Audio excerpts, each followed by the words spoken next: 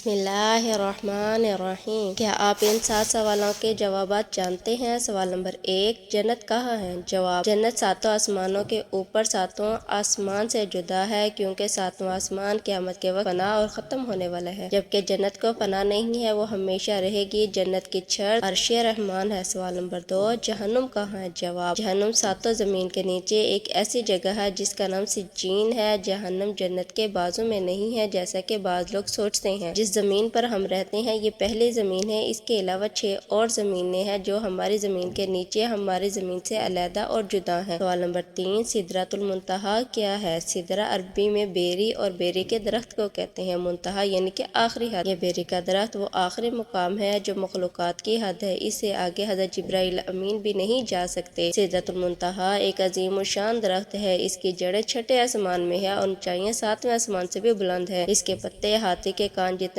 بڑے اور پھل بڑے گھڑے جیسے ہیں اور اس پر سنہری تلیں منڈلاتی ہیں۔ یہ درخت جنت سے باہر ہے۔ رسول اللہ صلی اللہ علیہ وآلہ وسلم نے حضرت جبرائیل امین کو اس درخت کے پاس ان کی اصل شکل و صورت میں دوسری مرتبہ دیکھا تھا۔ جب آپ صلی اللہ علیہ وآلہ وسلم نے انہیں پہلی مرتبہ اپنی اصل حالت میں دیکھا تو مکہ مکرمہ میں مقام حیات پر دیکھا تھا۔ سوال نمبر 4، حور عین کون ہے؟ جواب، حور عین جنت میں مومنین کی بیویاں ہوں گی۔ یہ نہ انسان ہے، نہ جن ہے، نہ ہی فرشتے ہیں۔ اللہ تبارک و تعالیٰ نے انہیں مستقل پیدا کی ہے۔ یہ اتنے خوبصورت ہے، اگر دنیا میں ان میں سے کسی کی ایک مخصوص جھلک دکھلا دی جائے تو مشرق اور مغرب کے درمیان روشنی ہو جائے۔ حور عربی زبان کا لفظ ہے اور حورا کی جمع ہے۔ اس کے معنی ایسی آنکھ جس کی پتلیاں نہایت سیاہ ہوں، اس کے اطراف نہایت سفید ہوں، اور عین عربی میں عینہ کی جمع ہے، اس کے معنی بڑی بڑی آنکھوں والی۔ سوال نمبر 5، ولدان مخلوق کون ہے؟ جواب، یہ اہل جنت کے خادم ہیں، یہ بھی انسان یا جن یا فرشتے نہیں ہیں۔ انہیں اللہ تبارک و تعالیٰ نے اہل جنت کی خدمت کے لیے مستقل پیدا کیا ہے۔ یہ ہمیشہ ایک ہی عمر کے یعنی بچے ہی رہیں گے، اس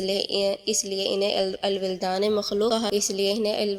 مخلودون کہا جاتا ہے۔ سب سے کم درجہ کے جنتیوں کو 10,000 ولدان مخلودون عطا ہوں گے۔ سوال نمبر 6، اعراف کیا ہے؟ جنت کی چوڑی فصیل کو اعراف کہتے ہیں۔ اس پر وہ لوگ ہوں گے جن کے نیک اعمال برائیاں دونوں برابر ہوں گی۔ ایک لمبے عرصے تک وہ اس میں رہیں گے اور اللہ سے امید رکھیں گے اللہ تعالیٰ انہیں بھی جنت میں داخل کر دے، انہیں وہاں پہ بھی کھانے پینے کے لیے دیا جائے گا، پھر اللہ تبارک و تعالیٰ انہیں اپنے فضل سے جنت میں داخل کر دے گا۔ سوال نمبر 7، قیامت کے دن کی مقدار اور لمبائی کتنی ہے؟ جواب، 50,000 سال کے برابر، جیسا کہ قرآن مجید میں ارشاد ہے، تعرج الملائکۃ والروح الیہ فی یوم کان مقدارہ 50,000 سنہ۔ حضرت ابن عباس رضی اللہ تعالیٰ عنہ سے روایت ہے، قیامت کے 50 موقف ہیں اور ہر موقف پر 1000 سال کا ہوگا۔ جب آیت یوم تبدیل الارض غیر الارض والسماوات نازل ہوئی تو حضرت عائشہ رضی اللہ تعالیٰ عنہ نے نبی کریم صلی اللہ علیہ وآلہ وسلم سے پوچھا، یا رسول اللہ، جب یہ زمین و آسمان بدل دیے جائیں گے تب ہم کہاں ہوں گے؟ آپ صلی اللہ علیہ وآلہ وسلم نے فرمایا، تب ہم پل صراط پر ہوں گے۔ صرف 3 جگہ ہوں گے، جہنم، جنت اور پل صراط۔ رسول اللہ صلی اللہ علیہ وآلہ وسلم نے فرمایا، سب سے پہلے میں اور میرے امتی پل صراط کو طے کریں گے۔ پل صراط کی تفصیل، قیامت میں موجودہ آسمان اور زمین بدل دیے جائیں گے، پل صراط پر سے گزرنا ہوگا، وہاں صرف 2 مقامات ہوں گے، جنت اور جہنم۔ جنت پہنچنے کے لیے لازم جہنم کے اوپر سے گزرنا ہوگا۔ جہنم کے اوپر ایک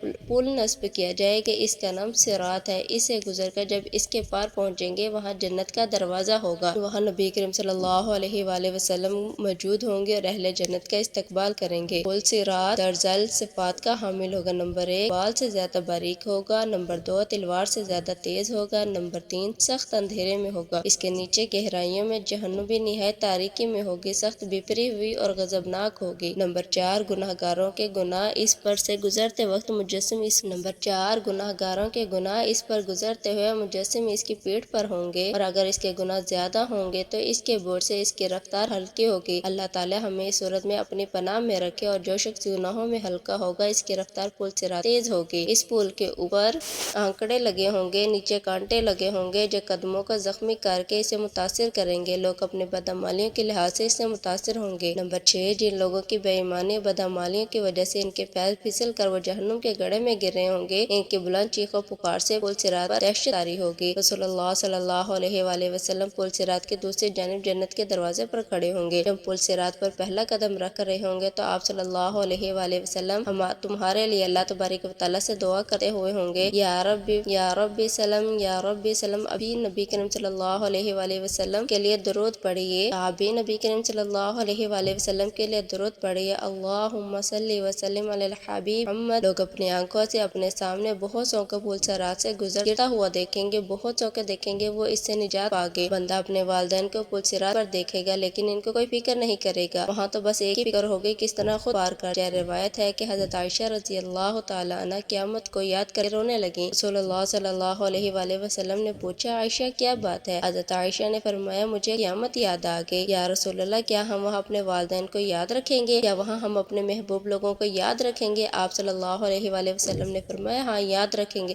لیکن وہاں 3 مقامات ایسے ہوں گے جہاں کوئی یاد نہیں رہے گا۔ جب کسی کے اعمال تولے جائیں گے، جب نامہ اعمال دیا جائے گا۔ نمبر 3، جب پل صراط۔ دنیاوی فتنوں کے مقابلے میں حق پر جمے رہو۔ دنیاوی فتنے تو سراب ہیں، ان کے مقابلہ میں ہمیں مجاہدہ کرنا چاہیے، ہر ایک کو دوسرے کی جنت حاصل کرنے پر مدد کرنا چاہیے، جس کی وسعت آسمان اور زمین سے بھی بڑی ہوئی ہے۔ اس پیغام کو آگے بڑھاتے وقت صدقہ جاریہ کی نیت نہ بھولیں۔ یا اللہ، ہمیں ان خوش نصیبوں میں کر دیجیے جو پل صراط کو آسانی سے پار کر لیں گے۔ اب پروردگار ہمارے لیے حسن خاتمہ کا فیصلہ فرمائیے، آمین۔ اس تفصیل کے بعد بھی کیا گمان ہے کہ وہاں کوئی رشتہ داریاں نبھائے گا جس کے لیے تم یہاں اپنے اعمال برباد کر رہی ہو؟ مخلوق کے بجائے خالق کی فکر کرو، اپنے نفس کی فکر کرو۔ اتنی عمر گزر گئی ہے اور اتنی باقی ہے کہ ابھی لاپرواہی اور گنجائش ہے۔ یا اللہ، اس ویڈیو کو میری جانب سے بھی اور جو بھی اس کو عام کرنے میں میری مدد کرے گا، سب کے لیے اس کو صدقہ جاریہ بنا دیجیے، آمین۔ پلیز میرے چینل کو subscribe and like and share ضرور کیجیے گا۔